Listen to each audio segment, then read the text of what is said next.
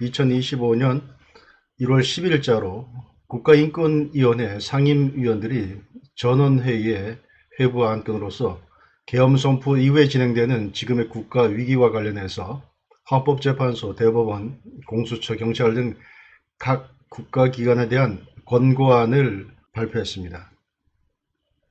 제목은 계엄선포로 야기된 국가적 위기 극복 대책의 건, 그리고 그 안건 제출 그 배경을 보면 일단 계엄선포로 야기된 현재 국가적 위기 상황이 전체 국민의 인권에 심각한 타격이 되고 있다는 이런 분석에서 시작을 합니다.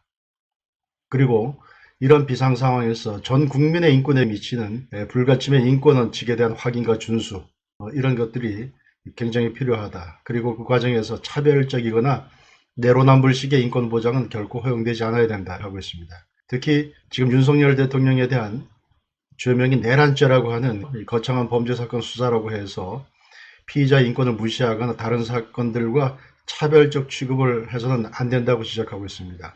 그래서 형사소송의 대원칙인 피의자에 대한 무죄 추정의 원칙, 또 여기에 기초한 불구속 수사, 우리가 임의 수사라고 그러죠. 불구속 수사, 불구속 재판의 원칙이 반드시 준수되어야 한다, 이렇게 촉구를 하고 있습니다. 더구나 현재 구속되어 있는 피의자들의 경우에 수사기관이 이미 증거 수집을 다 완료했고, 그래서 증거 인멸의 염려가 없으며 또 주거가 일정하여 도주의 염려도 없어서 일단 구속을 해제해서 인권을 보장한 상태에서 재판을 받도록 해야 된다라고 하고 있습니다. 윤석열 대통령의 경우에 당연히 증거인멸이나 도주의 염려가 전혀 없고, 더구나 현재 지금은 사실상 연금 상태이기 때문에 체포나 구속 사유가 존재하지 않는다라고 하는 점을 지적합니다.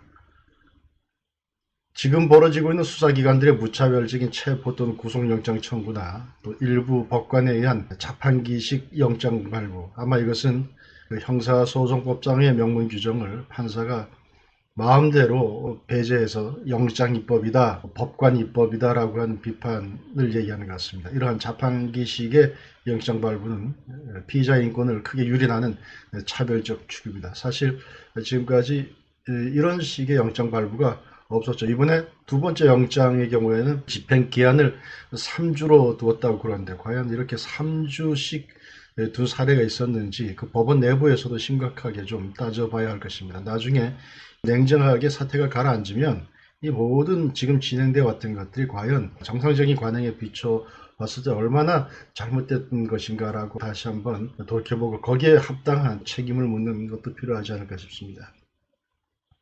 인권위원들은 계엄선포가 내란죄를 구성하는지에 대해서 이제 법률가들 간의 의견 대립 첨예하게 대립해 있다. 그러니까 내란죄를 전제로 한 것은 성급하다라고 하는 것이죠. 헌법재판소에 대해서는 탄핵심판 사건은 우리가 알다시피 단심제죠. 헌법재판소에서 한번 결정이 내려지면 그 이상 불복할 수가 없습니다. 그렇기 때문에 탄핵소추를 기각하는 경우가 아니고 인용하는 경우, 다시 말하면 파면이죠. 파면을 할 경우에는 그때는 신속한 심판이 아니라 신중한 심판이 절대적으로 요구된다. 굉장히 중요한 지적을 해둔 것 같습니다. 헌재에서는 지금 신속을 얘기하지만 제가 볼 때는 신속이 아니라 졸속으로 이제 가고 있다는 그런 생각이 들고, 인권위원들은 신속이 아니라 신중을 요구하고 있습니다. 헌법재판소에서 좀 귀 기울일 필요가 있다는 생각이 듭니다. 물론 저는 개인적으로 2025년 1월 4일자로 탄핵소추서가 탄핵소추안과 동일성을 유지하지 못하는 상황이 됨으로 인해서 헌법재판소의 탄핵심판 절차는 실효되었다, 그렇게 보고 있습니다. 인권위원들은 그 대상이 국민의 직접 선거로 선출된 대통령인 만큼 신중한 심판이 생명이다. 아주 당연한 것인데 지금 당연한 것이 지켜지지 않는 것을 지적하고 있습니다. 또 헌법재판은 형사소송에 관한 법령이 준용되죠. 명문으로 헌법재판소법이 그렇게 되어 있습니다. 그렇기 때문에 엄격한 증거조사와 적법 절차 원칙 준수가 필수적이고 사실인정과 법리 적용의 잘못은 허용되지 않는다. 그렇죠. 한번 단심제로 잘못된 결정이 나면 그것은 우리 국민들의 주권, 국가의 미래, 그런 걸 볼 때 굉장히 심각한 영향을 미치기 때문에 정확한 사실 인정과 법리 적용은 공정한 결론, 그리고 국민들의 승복을 끌어내기 위한 대전제다, 그렇게 봐야 될 것입니다. 근데 지금 이제 헌법재판관, 이미선 헌법재판관이 수사기관에다 인증 등본 송부 촉탁 신청을 했다 그랬죠. 근데 이건 역시 마찬가지입니다. 증거 능력 없는 수사 기록을 함부로 열람하는 거 이거 불법입니다. 사실 그 탄핵이라고 하는 거 상대적으로 쉽기 때문에 남용돼서는 더 안 된 거. 탄핵 심판이 신중하게 되기 위해서는 탄핵 심판정에 나와서 직접 진술할 수 있고 국민들이 그것을 직접 들어야 되는 것이지, 그냥 수사관 앞에서 어떤 상황에서 꾸며졌는지도 모르는 소위 그 조서를 가지고 그 조서를 헌법재판의 증거로 삼는다. 그것은 헌법재판의 공정성을 처음부터 스스로 헌재가 허문다고 볼 수가 있습니다. 그리고 자꾸 180일의 심판기간을 얘기하는데 이건 헌재가 국민들을 속이는 거죠. 헌법재판소가 사건을 접수한 날로부터 180일 이내에 종국 결정을 해야 된다라고 헌법재판소법이 있습니다만 그거 지키지 않고 있죠. 스스로 그것을 훈시 규정이라고 해석하고 있습니다. 더구나 지금 돌아가는 사정을 보면 헌법재판관 2명이 퇴임하는 거기에 맞춰서 한다라고 하는 것입니다. 그러니까 특정한 헌법재판관들의 임기가 바로 재판기간이 되는, 심판기간이 되는 아주 이상한 일이 벌어지고 있는 것입니다. 꼬리가 몸통을 결정하는 거죠.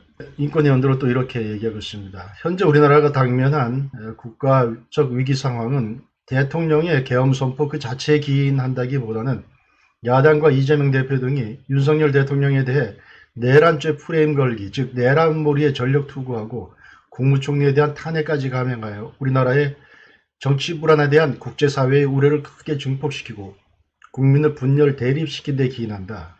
환율 급등 등 국가경제 리스크는 대부분 그로 인해서 초래된 것이고, 야당과 이재명 대표의 그러한 책동은 계엄 선포를 빌미로 사법 리스크를 피해 대통령 선거를 최대한 앞당기고 대통령직을 차지하려는 정권력에서 비롯된 것이다.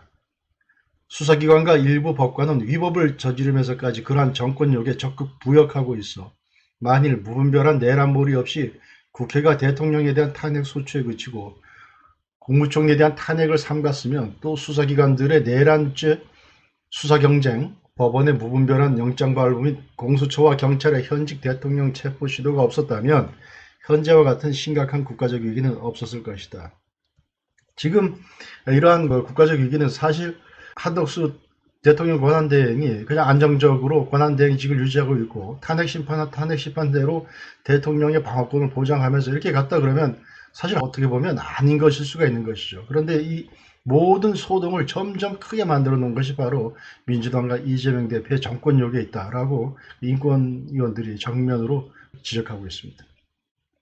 이에 인권위원 5명의 공동발의로 계엄 선포로 야기된 국가적 위기 극복 대책권 안건을 국가인권위원회에 제출하였음. 그러니까 이게 전원회의에 회부되어서 공식 국가인권위원회 명의로 채택이 될 것 같습니다.